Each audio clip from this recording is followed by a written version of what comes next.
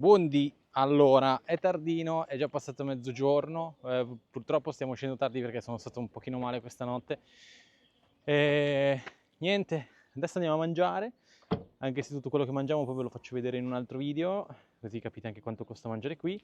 E nada, poi dobbiamo capire cosa andare a vedere. Ok, siamo in un giardino botanico e qui ci sono due galli. Ci troviamo precisamente al José do Canto, al giardino botanico José do Canto. È un giardino botanico che è stato creato appunto dall'uomo più ricco di Ponta Delgada, che appunto si chiamava José do Carlo. Non so se mi posso avvicinare. Praticamente José do Carlo è stato un grande esperto di botanica e le prime piante furono proprio quelle di sua moglie, che fece piantare in tutto questo. Inoltre diede il mandato di completare questo giardino a David Mocatta, che praticamente era una persona che secondo Giocanto poteva essere molto, molto brava per completare questo lavoro e inoltre ha anche vissuto in Italia. Ti piace? Ci sono gli insetti, sì. Ci sono gli insetti? Non mi stava puntando addosso un'ape. Qui praticamente in tutto sono state piantate più di 6.000 specie, ma attualmente, almeno fino alla data di realizzo, cioè il 1885 più o meno, 86, il problema però è che adesso non ci sono tutte le 6.000 specie che sono state piantate all'epoca, però ci sono comunque sia tante di biodiversità, tipo ad esempio alberi che vengono anche dal Giappone, alcuni dalla Cina, alcuni dalla Nuova Zelanda, alcuni autoctoni, quindi comunque sia non è che è andato tutto quanto in malora, però è comunque sia presente una grossa biodiversità. Molto carino. Mi ricorda molto Jardin Majorelle, che vi lascio qua il video. Ma qualcuno di voi mi sa dire che animale è questo? Perché io non l'ho capito. C'ha un Cioè, non è una becco, papera cioè né sembra una, un'oca. ha una maschera rossa in faccia. E infatti dico, cioè, non è né una papera né un'oca, ora è andato di là. Cioè, vedi, non è né una papera né un'oca, non si capisce. Sì, beh, facciamo che non mi faccio beccare da quella cosa. Vabbè, fatemelo sapere nei commenti. Ecco, qua dietro, anche se non si vede, c'è un locale dove andremo a mangiare. Sarebbe questa insegna qui gialla. Dopo ve lo faccio vedere meglio. Ecco, questo, raga, è un albero che ipotizzo che non sia autoctono delle Azzorre. Che comunque sia, c'è il pericolo di entrare perché può perdere dei rami. Ad esempio, si vede qua che è un po' rotto. Però è veramente spettacolare questo albero. Dovete sapere che nel 1866 Edmund Goethe, famoso botanico tedesco, è rimasto estremamente stupito da questi giardini, dicendo che il giardino del signor José do Canto è il più ricco di tutti, avendo probabilmente più di 3000 specie. E anche che in nessun giardino visitato in Europa poteva essere paragonato a confronto. Inoltre, l'attuale giardino ha una superficie di 5,8 ettari e, come abbiamo detto prima, non vi è più la ricchezza botanica dell'epoca. Però conserva comunque un verde veramente molto compatto e magnetico. Infatti ci sono tantissime piante che arrivano veramente da zone molto molto particolari. Ad esempio ci sono alberi originali dell'Australia, ci sono alberi di Natale della Nuova Zelanda. Infatti è registrato anche presso il Segretariato per la conservazione dei giardini botanici, che è una sezione dell'UNESCO. Ora il momento che preferisco. Cibo.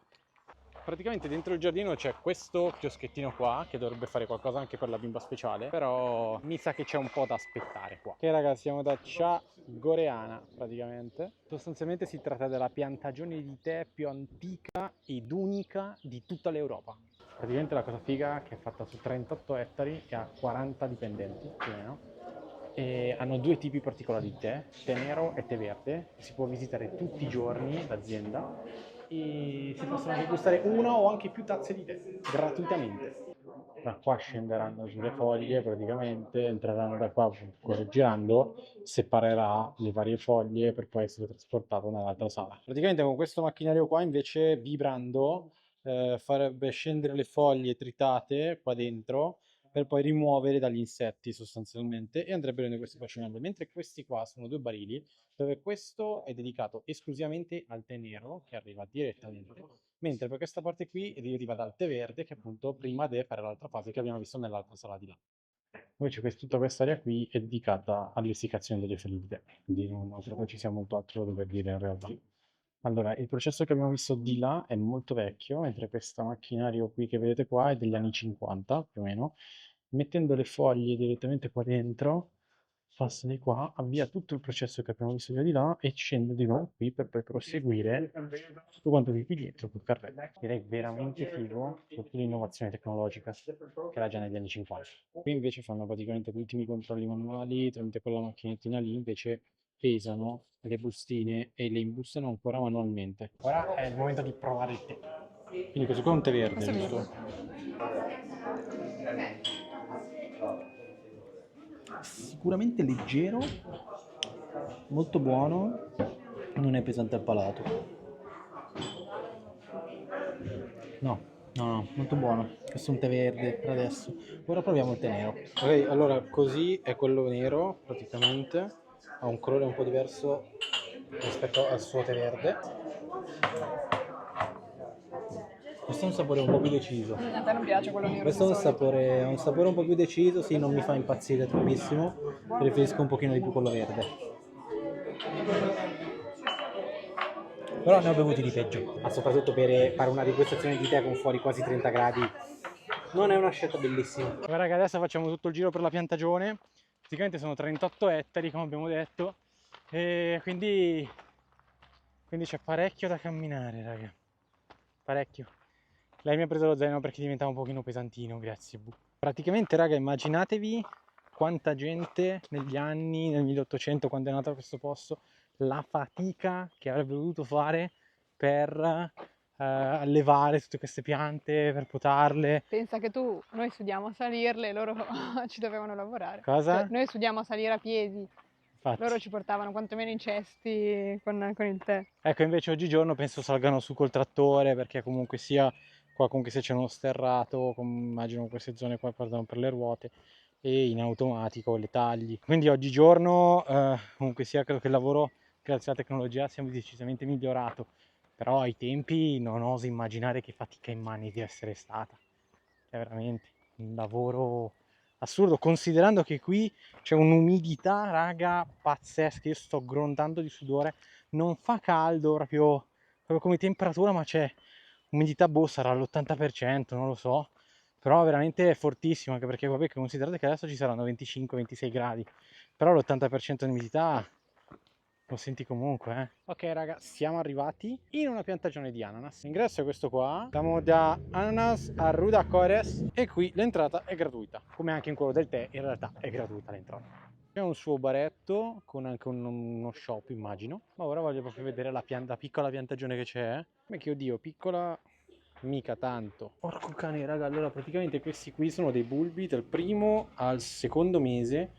Si vede già qua la piantina come sta crescendo e fa un caldo assurdo. Beh, sono di vetro. C'è scritto che usano queste serre di vetro, cioè il metodo tradizionale ancora. Infatti, come c'è scritto qua, questa qua è la prima fase che va da 1 a 2 mesi, ma tengono anche la seconda fase, dal secondo al settimo mese. Ok, ora vediamo la fase dal settimo al 10° mese.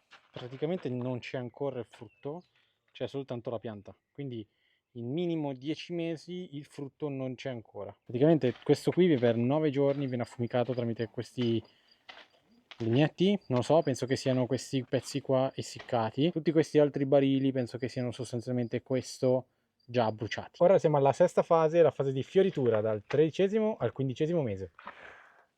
E sono veramente Sono i fiori qua. piccoli e carini. Guardate questo qui quanto è piccolo. Cioè, questo è un nudito.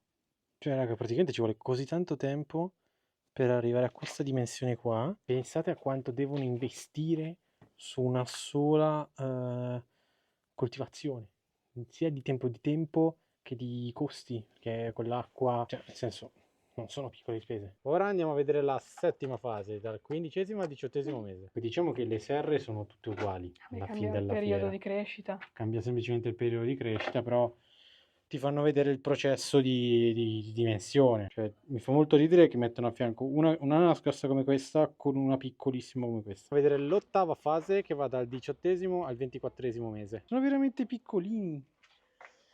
Sono veramente Vabbè, alcuni no, piccoline. scusa. Guarda quello là. Beh, quelli lì sì saranno molto più grandi perché immagino che siano già più avanti di mesi. Questo qui sarà dal 18°, ipotizzo, essendo più piccolo. Bestioni tipo quello che sarà al 24°. Sono parecchi però. Non così tanti come pensavo, però Quanto sono ci vuole tanti per in far questa crescere un fase. ananas? Tu chiedi quanto ci vuole. Ora lo vediamo con tutte le fasi. Quindi qua arriviamo al Boh. 24° mese, giusto? Ho capito, sono 2 anni. Sono 2 anni. Eh. Ecco raga, queste qua praticamente sono tutte le fasi che abbiamo potuto vedere noi perché sono gli stand aperti. Però ecco, se ci sono altre fasi qui non ce le hanno mostrate. Perché ce ne sono molti che non si possono aprire. Cioè, secondo me questi qua sono chiusi perché probabilmente stanno facendo la fase quella di Ma affumicatura. magari alcuni non possono neanche stare con la porta aperta, Cioè, è importante che si mantenga l'ambiente. No? Magari un colpo di vento l'ammazza una pianta a una certa fase. E però come mai allora sono questi qua? Magari tu dici in base al In mese base al mese in cui cambia. sono, vedi che tipo quello lì che è segnato no entry, le finestre sopra sono chiuse. Infatti magari Quelle lì stanno facendo invece, la fase di affumicatura. quelle lì che stanno maturando quasi alla fine sono aperte, quindi magari lì hanno bisogno, possono prendere un po' d'aria, quindi possono tenere la porta aperta. Invece No, gli vabbè. altri, se entra qualcuno, fa casino, cioè, ma anche solo il respiro dell'uomo, non so, magari le danneggia. Vabbè, comunque Cioè, questo sono qua è quello che bambini. abbiamo potuto farvi vedere noi come a livello di processo. Ok raga, praticamente abbiamo preso 2 succhi di ananas loro perché non ci si poteva comprare da mangiare. 10 euro, 5 euro l'uno praticamente, C10 per 2. Praticamente questa ananas qua l'abbiamo vista una al supermercato, costava 10 euro una piccola ananas, quindi non ne abbiamo visti in vendita pezzi di ananas, potete prendere su tipo ad esempio pina colada, marmellata d'ananas eccetera. Ci sembra più sensato bere il succo perché sennò capisci la dolcezza. Cin.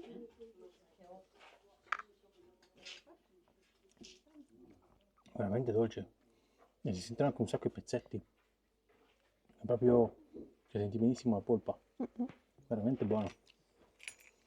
Eh sì. Veramente buono. Bravi siete. Ok raga, allora abbiamo visto il giardino botanico con piantagione di tè, piantagione di ananas, quindi direi proprio che per questo video è tutto, ci vediamo alla prossima, adesso andiamo in appartamento, ci riposiamo proprio un po' freschi freschi perché domani si va a Flores. Ciao raga!